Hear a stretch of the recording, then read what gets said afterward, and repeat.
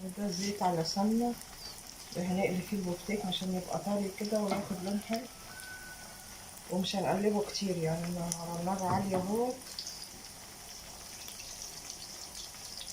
هو كان في الفريزر، انا بعد ما خلصت حطيته في الفريزر وطلعته تاني فك شوية وبنقليه على طول.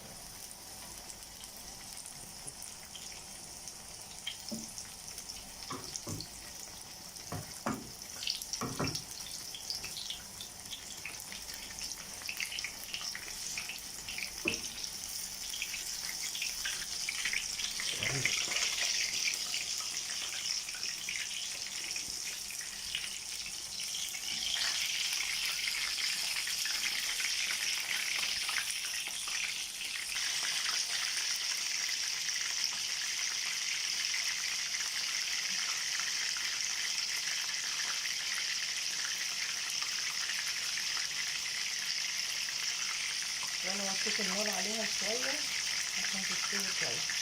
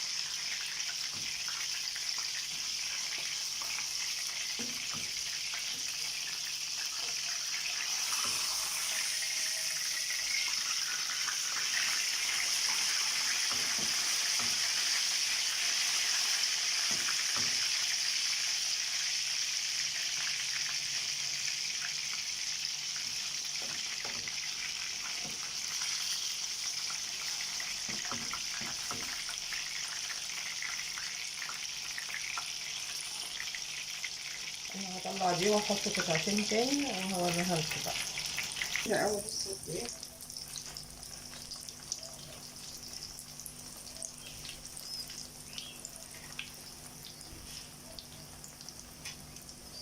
نحط لها قطعة تاني برضه اهو. انا بحط واحدة واحدة لان القطعة كبيرة زي ما انتم شايفين كده، هي هتكش طبعا. كل ما كانت القطعة كبيرة ده بيبقى افضل يعني.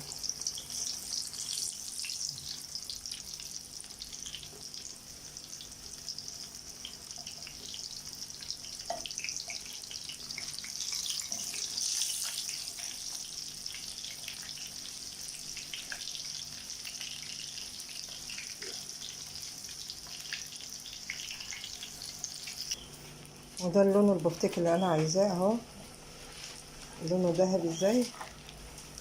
وهي بس الحته الكبيره دي كشت قوي، فعلشان كده كل ما كانت الشرايح كبيره كل ما كان افضل.